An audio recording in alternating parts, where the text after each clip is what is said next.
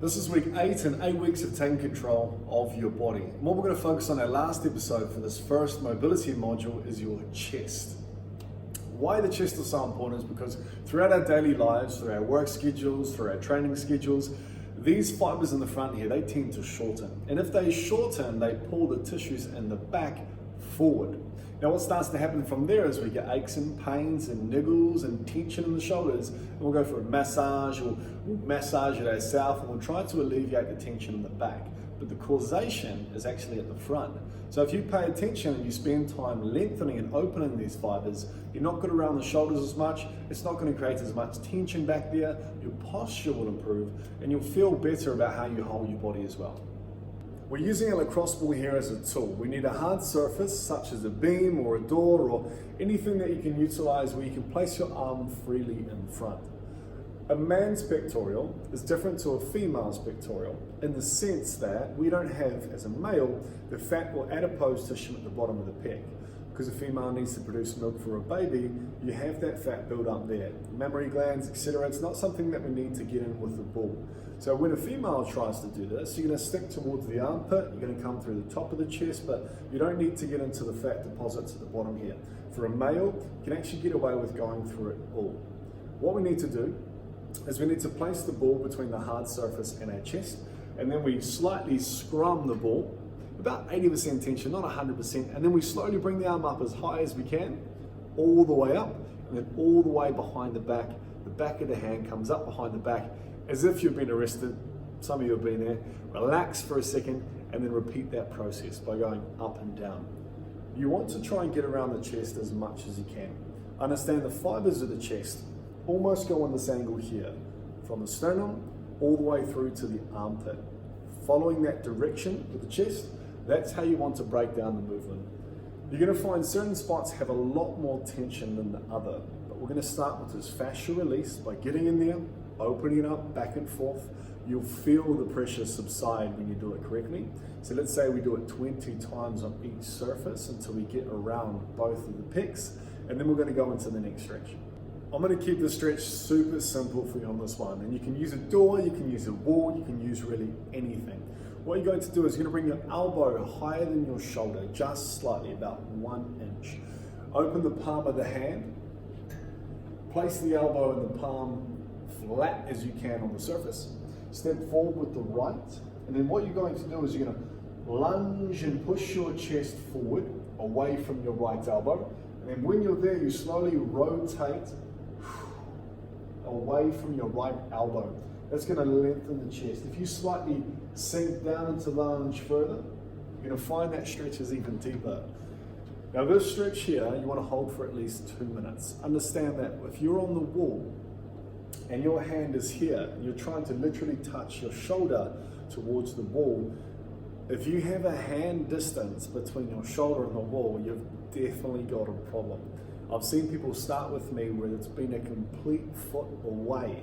Then I've been able to get a credit card and unable to get that credit card through the delt and the wall, literally touching the wall. So they've made a foot of difference change because their chest and their anterior delt, their shoulders have been so tight.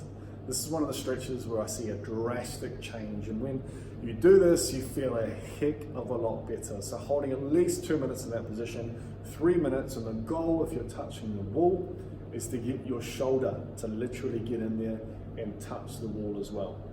Elbow above shoulder, palm nice and open, breathing, bringing the elbow back behind you, relax your shoulders, lunge away from your elbow.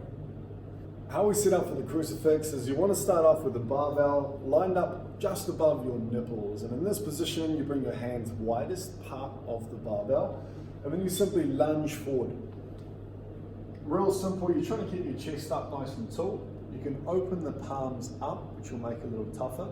You can bring your wrists up on top, which will make it even tougher, opening the palms. And then what you're doing is you're slowly lunging towards the ground, breathing, trying to get as close to the ground as you can with your knee, but not dropping straight down, keeping the chest nice and tall. And once you're in range, you hold that position simply 2 to 3 minutes. I actually love doing this one on the incline bench press. The way our setup works at the gym is you can actually grab the bars behind you and hold, I've nicknamed it the interrogation room because anyone would say anything when they're in that tough position, feeling like they're going to snap, but guess what? You don't snap. You never do. It feels like you do, but you never do. Always feeling amazing afterwards as well. I find that if you're waking up in the middle of the night and you have a dead arm, you have no blood towards it, it's got pins and needles, you're often going to have a restriction in your chest, a restriction in your shoulder, and this stretch here is going to go a large way to free that up and stop that problem for you. So those stretches and fascia releases are going to go a long way to help you open up through your chest. And remember, when you open up your chest, you free up the tension in your shoulders, you're no longer pulling forward into this kyphotic state, and it also makes you feel better. Now, the reason it makes you feel better is because you look better and your body tricks itself into feeling physiologically better.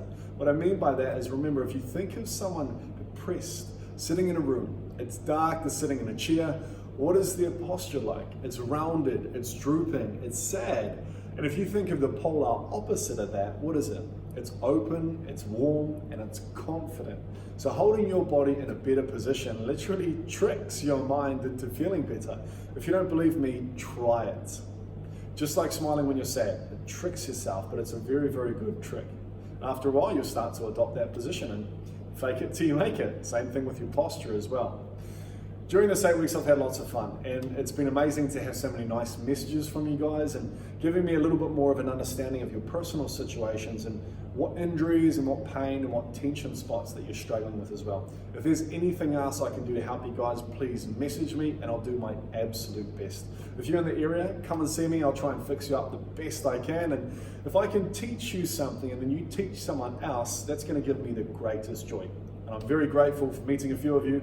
I've got amazing clients that also watch this as well. And not much of a following just yet, but down the track, I hope that this spreads one by one for your teachings to theirs and to make a positive effect. Thank you very much. Cheers.